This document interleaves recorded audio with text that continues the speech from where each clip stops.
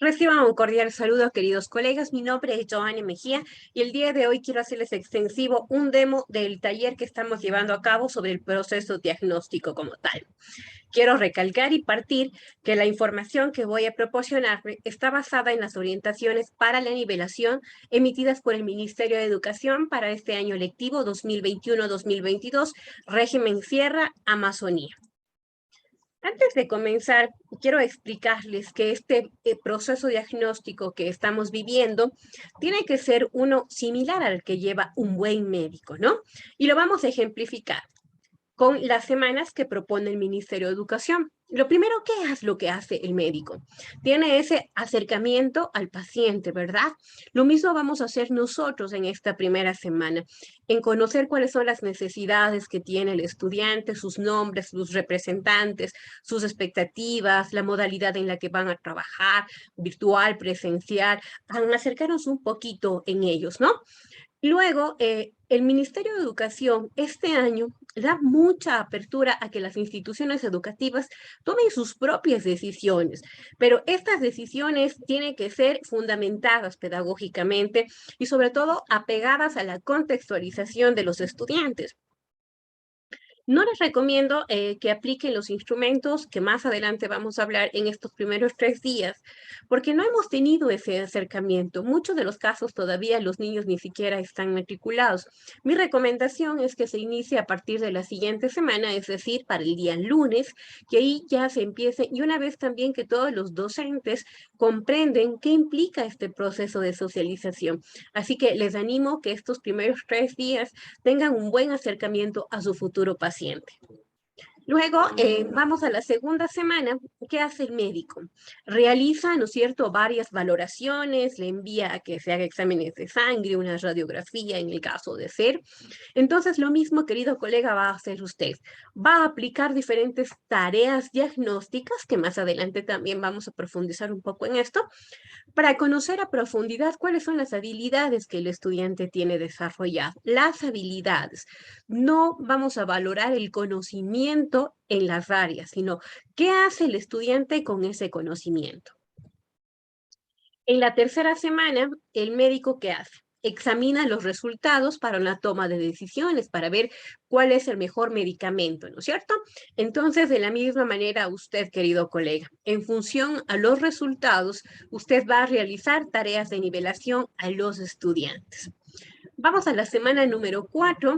Aquí, ¿qué hace el médico? Le dice, oiga, mire, tome esta medicina, pero luego de 2 semanas venga para ver cómo está, para monitorearle, ¿verdad? Entonces, de la misma forma, el docente va a retroalimentar estas habilidades que tiene presente. Ahora es muy importante que este proceso diagnóstico no termina únicamente con la aplicación de estas tareas diagnósticas, sino que el docente va a tener presente los resultados, las habilidades que están por fortalecer para poder trabajar en cada una de las planificaciones que va a hacer para los parciales. Va a irlo monitoreando. Eso es algo muy importante, ¿no? Generalmente solo se toman las aplicaciones, se emiten los resultados, se envía a la dirección o la subdirección, pero no se avanza más. Por eso estamos hablando de una evaluación diagnóstica continua. Muy bien, este preámbulo lo hice para que tomen conciencia, los queridos colegas, que esto va más allá de aplicar únicamente instrumentos convencionales como test o pruebas, ¿sí? Muy bien, ahora, el Ministerio de Educación nos propone estrategias diagnósticas a través de los 3 pasos que mencionamos anteriormente. El primero es generar esta información relevante. El segundo, fortalecer estas habilidades. Y el tercero, retroalimentar estos aspectos. Muy importante, muy importante, es que como parte transversal están las emociones. No podemos dejar al lado esta parte socioemocional de los estudiantes. Rosa Begoña nos dice, ¿no? No podemos dejar al lado esta parte de muy importante que es lo cognitivo y lo emocional. A veces se piensa únicamente en lo cognitivo, pero hay que tomar en cuenta esta parte emocional que se cruza. Sin emoción no hay aprendizaje, dice también Francisco Mora. Y algo muy importante también, que aquí hay que trabajar la autoevaluación. Hablamos mucho de rutinas del pensamiento también, que hay que trabajarlo aquí en la autoevaluación. Esta información relevante, este primer paso, el Ministerio de Educación le dice, usted tiene 2 bases teóricas para trabajar o 2 fundamentos, el mejor de los casos. El primero es la caja de herramientas y el segundo es las tareas diagnósticas que están alineadas a los estándares de aprendizaje en su nivel A y B, en la habilidad A y B. Vamos a ver un poquito de cada una de ellas. Esta caja de herramientas, que ya lo trabajamos el año pasado, nos propone que el diagnóstico lo hagamos fundamentalmente en el área de lengua y literatura y matemáticas. En el área de lengua y literatura, vamos a evaluar las 4 habilidades esenciales. El escuchar, el escribir, el hablar, el comunicar, el leer, ¿sí? Eso es lo que vamos a trabajar con ellos, ¿no? El escuchar, el escribir, el comunicar y el leer. Y para ello nos dice entonces y nos propone unas diversas técnicas e instrumentos para trabajar en cada uno de ellos, que no son los convencionales, ¿no? Nos dice que hagamos un debate, que hagamos una entrevista, una mesa redonda, pero para eso tenemos que tener un soporte, tenemos que decirles a los estudiantes cómo se les va a valorar, que dicho de paso, esto tiene que tener carácter cualitativo, formativo, ¿sí? Luego, de la misma forma, para el área de matemáticas, nos dice que debemos de evaluar las 4 habilidades esenciales que están presentes aquí, ¿no? Cómo él utiliza estos conceptos y estas propiedades, cómo elabora a través de los procedimientos algorítmicos dentro de álgebra y funciones, geometría y medida, estadística y probabilidad. Y ahí nos da una serie de indicadores que lo podríamos trabajar dentro del área de matemáticas. Ahora, ¿qué son estas tareas diagnósticas que ahora ha incorporado el Ministerio de Educación? Bueno, el objetivo principal es generar esta información relevante del estudiante, sobre todo en función en el nivel del desarrollo de las habilidades. En el taller yo les explico en qué consisten cada una de estas habilidades, qué es una habilidad como tal y cómo usted puede operativizar esta información. Muy importante, aquí le da algunos ejemplos que usted tiene que contextualizarlo. Muchas veces todo lo que emite el Ministerio de Educación son únicamente unos referentes para que usted se dé unas luces, pero a veces lo tomamos tan en serio y copiamos y pegamos tal cual como está. Es muy importante que usted contextualice esta información que proporciona. Y aquí yo les pongo un ejemplo de una tarea diagnóstica que lo puedo trabajar con los estudiantes, en donde yo hablo la parte del zona de escuchar, le envío un audio de voz, el estudiante desarrolla esta parte. En la parte de la escritura, por ejemplo, el estudiante tiene que elaborar una receta, pero no una receta que se la pueda encontrar fácilmente en el internet, por ejemplo, que haga una receta contra la tristeza y que tome en cuenta todos los elementos para escribir una receta como tal. Si ve, él está trabajando, no le estoy preguntando qué es una receta. Luego tenemos la zona de leer y también en la zona de hablar, en el que el estudiante tiene que grabar un video para poder evaluar con los parámetros que está ahí. Pero todo esto tiene una unión, una sinergia. Y en la parte de matemáticas igual, yo le narro una historia y en esta historia le digo que las matemáticas no tienen utilidad, no tienen ninguna utilidad, ninguna función. Y con un ejemplo muy práctico, trabajo con él álgebra y funciones, geometría y medida, estadística y probabilidad. Ahora, ¿cómo hago? ¿Cómo aplico estas tareas diagnósticas? Usted se estará preguntando, querido colega. Usted tiene varias alternativas. Puede hacerlo de manera individual, puede hacerlo de manera grupal, puede hacerlo con la colaboración del padre de familia, puede hacer un grupo pequeño y únicamente usted tomarlo vía Zoom o vía la plataforma que usted esté utilizando, puede hacerlo de manera presencial. Esto tiene usted toda la apertura para poder trabajar, claro, siempre y cuando la Junta Académica dé los lineamientos fundamentados para poder hacerlo con las diversas opciones. Pero en estos lineamientos nos dice que podemos hacerlo de varias maneras. Y mire, el que el estudiante pueda desarrollarlo también en la casa, si usted aplica unas buenas tareas diagnósticas que implique la resolución de problemas, que implique esta parte comunicacional, esta parte emocional, no va a haber ningún problema que él busque en internet o en algún lado. No va a haber ningún problema porque va a exigir el desarrollo de esa habilidad del estudiante, de reflexión, de razonamiento. Ahora, las demás estrategias, tanto el de fortalecer las habilidades, la retroalimentación o cómo puede hacer la autoevaluación o esta parte transversal, es aquello que yo lo explico en el taller. Bien, en cuanto a estas semanas, esta es la estructura que propone el ministerio, ¿no? Nos dice la primera semana, hagan las tareas diagnósticas, por favor utilicen la caja de herramientas que les explicaba hace rato.